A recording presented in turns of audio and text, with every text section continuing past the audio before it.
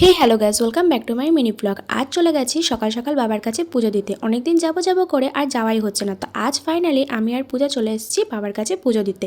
তো এখানে আমাদের পুজো দেওয়া কমপ্লিট হয়ে গেছে, যেহেতু একটু সকাল সকাল এসেছি বলে ভিড়টা কম ছিল। আর তোমাদেরকে একবার মন্দিরটাও ঘুরিয়ে দেখে দিলাম। মন্দিরটা ভীষণ সুন্দর, এই গাছপালা দেখে তো আরও ভীষণ ভালো লাগে। আর ভীষণ বড় মন্দিরটা, এই মন্দিরটা এটা হচ্ছে বেঙ্গল কলেজের মধ্যে, এটা হচ্ছে কলেজ, সাথে আবার ভেতরে মন্দিরটাও আছে।